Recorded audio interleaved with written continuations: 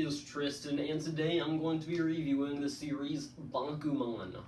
Now, I'm trying a little bit of a different format here. I'm going to be standing up instead of sitting down. I'm probably not going to use this all the time. I might just switch it up a little bit, see what I like the best. But for now, I'm just going to do this. So, yeah. Now, the storyline about this series is there's this guy named Takagi, and he loves to write stories. He wants to become a novelist. And there's this other guy in the class named Mashiro, and he loves to draw. Now, Mashiro doesn't really want to become a manga artist at the beginning of the series. He just likes to draw, and actually his uncle was a manga artist, but he died from overworking himself, so that's sort of giving Mashiro a little bit of hesitation.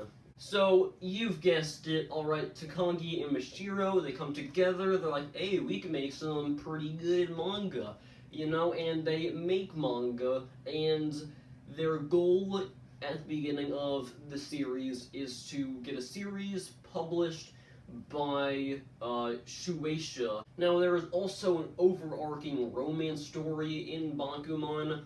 For instance, the main romance story revolves around Mashiro, the artist, and this girl named Azuki, who is a voice actress. Her goal is to become, a famous voice actress. They basically make their goal once Takagi and Mashiro have a manga that's good enough to become an anime, and once it's animated, they'll have Azuki be the leading female role. Now, I'll admit, alright, sometimes the romance aspects in Bakuman are kind of cheesy, and sometimes it's downright cringy at some moments, and in my opinion, alright, a lot of the secondary romance stories revolving around, the side characters are sort of more interesting than the main characters' romance stories for a lot of the series, at least in my opinion.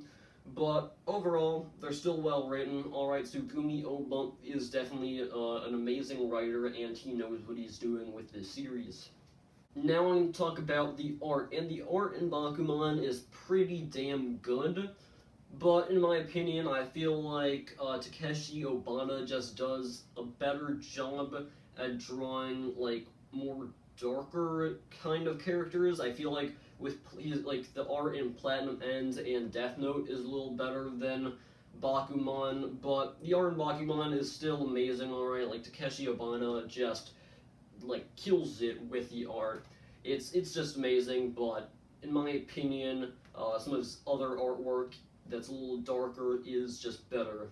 Now, one of my main complaints about this series, and one of the main reasons why I wouldn't rush to read it over again, is it's really damn long. This series is only 20 volumes, which to manga standards isn't insanely long, considering some manga series go to 80 volumes and stuff like that.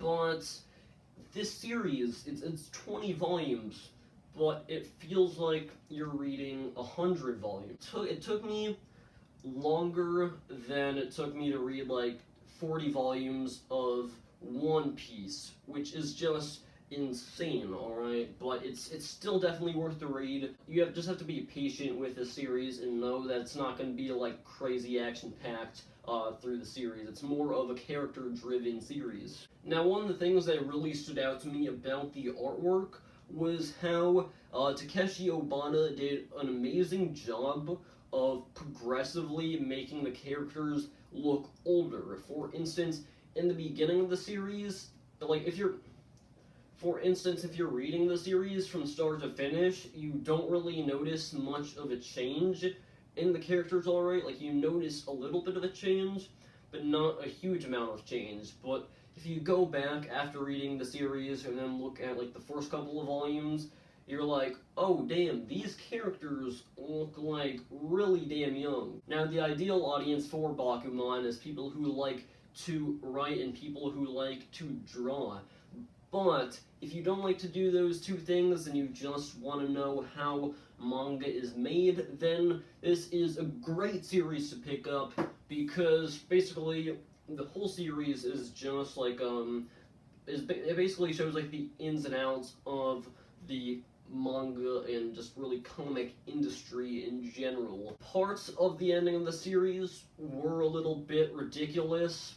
For instance, I don't really want to spoil anything, but there's a part at the end where there's all like this controversy and people are just like getting furious over something that happens in the series, and I could see why they were getting furious without really spoiling anything.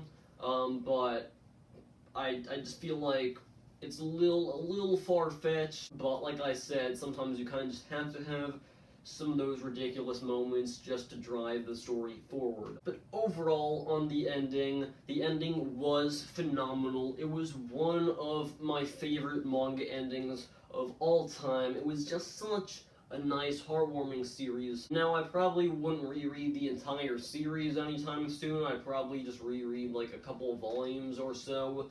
But overall, yeah, just phenomenal series. I'd highly recommend it. Now, overall, I would give this series an 8.5 out of 10.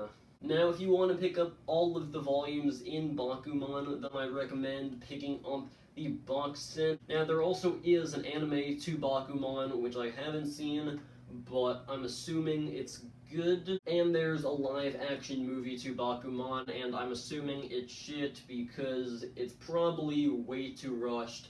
So, yeah, I probably wouldn't recommend seeing that, even though I haven't really heard too much about it. So that's pretty much it for this video, guys. Slap that like button if you like this video. Subscribe if you want to see more content.